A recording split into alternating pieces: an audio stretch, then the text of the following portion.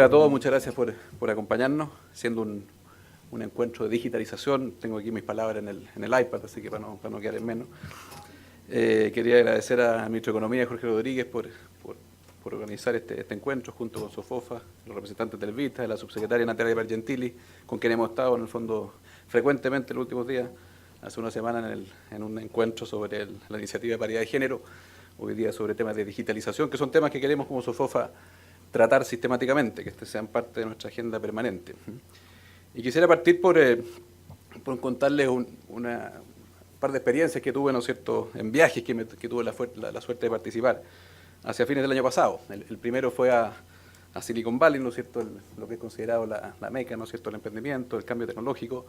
Fuimos con un grupo de empresarios y emprendedores y vimos varias cosas. Tratamos de capturar en el fondo una fracción de lo que debiéramos aprender, pero son pantallazos que abren un poquito la cabeza. Por ejemplo, visitamos una empresa que se llama Treasury Data y aprendimos cómo con Data Science, con ciencia de la información, digamos, se están procesando millones de datos de fuentes descentralizadas, como celulares, cajeros, semáforos, autos, sensores, que están, por así decirlo, fuera del firewall. También fuimos a Singularity University, nos hablaron de la economía del trillón de sensores, sensores biométricos en lentes de contactos o incluso neurológicos. Tuvimos en el fondo reuniones con distintos venture capital que nos contaron los modelos de negocio de Airbnb, ¿no es cierto?, de Uber, de Doctors on Demand, y uno se sorprende cómo son modelos de negocio cuyas cadenas de valor están en un porcentaje muy relevante, ¿no es cierto?, en la nube. Y lo que vemos en cada país es la punta de esa cadena de valor, que son el auto, ¿no es cierto?, el departamento, la casa o el doctor. Cómo el juicio humano está siendo reemplazado por inteligencia artificial, con mucho más precisión y certeza para, por ejemplo, en diagnósticos médicos. Vimos, ¿no es cierto?, un video de una casa que se construyó en 24 horas con una impresora 3D. También estuvimos en LinkedIn y nos contaban cómo están construyendo básicamente un mapa digital del mercado laboral que se base en skills en vez de, por así decirlo, títulos o currículums. Ese fue el primer viaje, ¿no es cierto? Un pantallazo por lo que está pasando en Silicon Valley, siempre es muy refrescante y permite actualizarse de las discusiones que están ocurriendo en cuanto a cambio tecnológico. Y el segundo viaje fue a Vietnam, donde me tocó participar en la PEC del año pasado. Y ahí también fuimos testigos de interesantes discusiones entre el mundo empresarial y el mundo político, de estas tensiones que se producen entre los cambios tecnológicos y las regulaciones. En uno de los foros participó Ning Tang, que es el formador de una empresa de fintech que se llama Credit East China, y nos decía cosas que pueden parecer sorprendentes, pero decía, mira, cada chino tendrá un asesor financiero en su teléfono en un par de años, dijo. Decía que el teléfono celular, digamos que muchas veces en el fondo se lo quitamos a los niños, va a ser la clase del futuro. Y también decía cómo vamos a ver más y más personas trabajando por cuenta propia o en emprendimientos equipados con tecnología. Aquí en el fondo se habla de repente de la cuenta propia como si fuera un trabajo con sentido peyorativo, quizás el que aquí conocemos efectivamente es bastante más frágil, pero ya se está hablando como una tendencia creciente y que hay que abrazar, digamos. También estaba el fundador de Airbnb en ese mismo foro, y nos decía cómo las personas, lo mismo que decía Ning Tang, cómo personas se están transformando en emprendedores turísticos de la mano de la tecnología, ¿no es cierto? Y por lo tanto nos desafiaba a los reguladores a apoyar a los ciudadanos a transitar desde un trabajo convencional a los trabajos, como decía recién, por cuenta propia o a los emprendimientos basados en tecnología. La tercera persona que participó en ese conversatorio fue la ministra de Relaciones Exteriores de Canadá, que dicho sea de paso se tuvo un debate interesante con el fundador de Airbnb. La ministra le decía, mire, apreciamos Airbnb, es positivo para muchas personas, pero ¿cómo hacemos compatible ese modelo con las regulaciones de zonificación territorial en las ciudades que establecen que hay ciertas zonas para establecer hoteles y otras que no? Un barrio residencial, ¿no es cierto?, que la gente aprecia por su tranquilidad y calma, de pronto aparecen varias casas, ¿no es cierto?, que están prestando su servicio en Airbnb. Y le respondí al fundador de Airbnb, mire, esto es la típica argumento de los incumbentes cuando se ven desafiados, ¿no es cierto?, por nuevos modelos de negocio. Entonces son discusiones interesantes que provocan tensiones regulatorias, pero la ministra de Canadá, decía que el rol de los gobiernos no es determinar cuáles serán los trabajos del futuro. Dijo explícitamente una ministra de un gobierno que es socialdemócrata, digamos, que no cabe la planificación centralizada en esta materia. Dijo que el rol del gobierno canadiense es hacer de Canadá el mejor país para emprender y para la inmigración, o sea, políticas básicamente horizontales. El rol del gobierno canadiense, nuevamente políticas horizontales, es educar a los canadienses en los skills que requerirán los trabajos del futuro. Y por lo tanto los gobiernos deben empezar a cambiar, en línea con lo que dije anteriormente, dejar de promover en el fondo solamente los trabajos convencionales de por vida, por así decirlo, y empezar a entender esta lógica de los trabajos por cuenta propia o de los emprendimientos basados en la tecnología. Bueno, todas estas discusiones son interesantes, yo tuve la fortuna de participar de ellas en otros países del mundo, pero por eso es tan importante seminarios como este, para traer estas discusiones a nuestro país. La relevancia de la temática que discutiremos hoy es transversal y merece un foro compuesto como este por agentes públicos y privados, como SOFOFA, el Ministerio de Economía y el Banco Interamericano de Desarrollo, que hoy día nos acompañan en este encuentro. ¿Y por qué es tan relevante esta conversación? Nosotros hace algunos meses premiamos con el premio Andrés Concha, en nuestro encuentro anual de la industria, a un biólogo, Andrés Kuf. Y en sus palabras nos decía, ¿no es cierto?, que la tecnología no son los dispositivos, sino los cambios que provocan en nuestro comportamiento. Y algunos, obviamente, son profundamente optimistas con estos cambios, y a otros les produce, naturalmente, una cierta incertidumbre. Y razones hay para esta incertidumbre, ¿no es cierto? ¿Cuáles serán los trabajos del futuro? ¿Cómo me adapto a ellos? ¿Cómo los estados marcarán sus bordes y harán aplicables sus regulaciones en circunstancias que cada vez más los modelos de negocio van a estar en el fondo en esta nube y no en los perímetros de cada estado? ¿Cómo los estados adoptan las oportunidades de la digitalización, teniendo conciencia al mismo tiempo que éstas representan amenazas para muchos?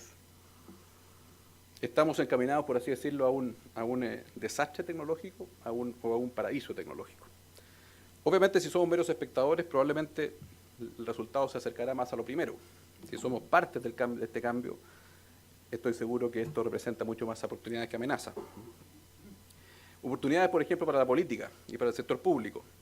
Los niveles de conectividad nacional e internacional, las fuentes descentralizadas de información y datos que indicaba más arriba, han generado tal cantidad de información que hoy es posible, por ejemplo, identificar patrones que no son solo de consumo, sino que también de necesidades y comportamientos que son esenciales para la elaboración de políticas públicas. El procesamiento de estos datos, que es la esencia del Big Data, puede contribuir a la identificación de los grupos objetivos de determinadas políticas públicas, lo que los economistas llaman el Public Policy Targeting. Este sería un gran salto para nuestro país, para el cual necesitamos obviamente que el Estado renueve su infraestructura tecnológica, paso en el que, por cierto, instituciones como el Instituto Nacional de Propiedad Intelectual están dando muy buenos pasos, digamos. Siendo la primera entidad pública, entiendo que está completamente digitalizada y que está promoviendo, por ejemplo, entre las personas que trabajan ahí el teletrabajo. Son experiencias interesantes que tenemos que escalar a todo el aparato público, que dejen de ser, por así decirlo, pilotos particulares y que sea realmente una implementación masiva que obviamente va a generar tensiones y conflictos. En Estados Unidos ya vemos aplicaciones exitosas del Big Data y del aprendizaje automático, Machine Learning, en cuestiones tan diversas como la identificación de niños en riesgo de abandonar el colegio, la predicción de matrículas escolares para la proyección presupuestaria y la identificación de estructuras urbanas que requieren reemplazo. Estos ejemplos son una muestra de los beneficios del valor de la ciencia de los datos y de las potenciales virtudes de esa incorporación en la elaboración de políticas públicas en el marco de una modernización del Estado, que es la agenda que nosotros como SOFOFA creemos que es la principal que debe acometer la política, los gobiernos, el Estado. Necesitamos cambiar la forma en que hacemos políticas públicas para diseñarlas técnicamente en base a información y datos procesados y no en deseos voluntariosos, más allá de las legítimas orientaciones políticas que cada política pública debe tener. ¿Estamos avanzando realmente en esa dirección? Parece que no necesariamente. En el desafío de poner el Estado al servicio de los ciudadanos y también de inversionistas que quieren emprender, la digitalización es un paso esencial. Estamos enfrentando este desafío a la velocidad requerida y enfrentando los intereses que la pueden frenar. Por supuesto que esto también representa cambios, o sea, desafíos y oportunidades para el sector privado, para el mundo empresarial. Primero, la necesidad desde las empresas de invertir en actualización tecnológica y en digitalización en las empresas para competir en una economía integrada al mundo, principalmente considerando que nuestro país, en buena parte de los últimos 30 años, un tercio de su crecimiento se explicó por aumentos de la productividad y ahora en el último decenio, por así decirlo, esto básicamente desapareció. En ese contexto es especialmente relevante abrazar la digitalización y la actualización tecnológica. Para ello, es deber de toda industria, por convencional que ésta sea, mirar y capturar lo que está pasando en los perímetros de su industria, las innovaciones que están ocurriendo en industrias que son adyacentes, e incorporarlas a su centro. ¿Estamos realmente evolucionando en el mundo empresarial a la velocidad que los cambios demandan? ¿Estamos, por ejemplo, pensando digitalmente y poniendo el foco en los datos procesados en nuestra toma de decisiones? ¿Estamos haciendo mantención, una cosa un poquito más doméstica, industrial, propia de este gremio, digamos? ¿Estamos haciendo mantención de nuestros equipos industriales, procesando información capturada por múltiples sensores? ¿O bien la estamos haciendo en base a los estáticos contratos de mantención que nos imponen los proveedores de equipo, que establecen que después de un cierto número de horas de operación corresponde una mantención? Mejor, ¿no es cierto?, capturar información en base a sensores y hacer mención preventiva o decidir cuándo hacer la mantención y no estar condicionado por un contrato de mantención impuesto por un proveedor de equipo. Son cosas tan precisas como esas las oportunidades que tiene la digitalización y la automatización. Primero, nosotros, por decía recién, nosotros abrazar esta actualización tecnológica. Y segundo, esta revolución tecnológica, dada por la incorporación de la inteligencia artificial, la automatización en distintos ámbitos productivos, nos obliga a repensar cómo será el trabajo del futuro y cómo estamos preparando a las personas que están detrás de esos trabajos que probablemente no van a existir. Aquí el desafío no es proteger los roles, es básicamente preparar a las personas para que puedan asumir otros roles y que reemplacen a aquellos que dejan de existir. Hemos visto, en el fondo, creo que se menciona muchas veces los estudios que indican que en Estados Unidos, por ejemplo, un 47% del empleo enfrenta el riesgo de automatizarse en 2 décadas, especialmente aquellos, obviamente, que implican tareas rutinarias. En Chile, la consultora McKinsey estimó que un 49% de las tareas realizadas son automatizables, aunque solo un 5% de las ocupaciones están compuestas completamente por tareas que son automatizables. La pregunta es entonces si esta sustitución creará nuevas oportunidades laborales, en qué proporción y plazos se realizarán. Bueno, reflexionar sobre estas materias contribuirá a que estemos más preparados para enfrentar el desarrollo, haciéndonos parte de esta revolución tecnológica y no meros espectadores. Pero para hacernos partes, creo yo, en los tiempos actuales dinámicos y complejos, no caben los ministerios de planificación, como decía la ministra de Canadá, que proyectan matrices productivas o tecnologías ganadoras y apuestan recursos públicos a ellas. Es demasiado dinámico el mundo como para pensar que un Estado puede planificar, ¿no es cierto?, cuál debe ser una matriz productiva deseada de futuro. Ni tampoco cabe, ¿no es cierto?, que empresas estén centradas, por así decirlo, en su negocio core y condicionadas por sus inercias de cómo enfrentar los desafíos empresariales y al mismo tiempo se le pasa por el lado, ¿no es cierto?, el desarrollo tecnológico. O sea, esto es un desafío doble. Lo que cabe aquí, ¿no es cierto?, creo yo, es una acción articulada entre gobierno, empresa, ciencia, academia, para enfrentar juntos este desafío.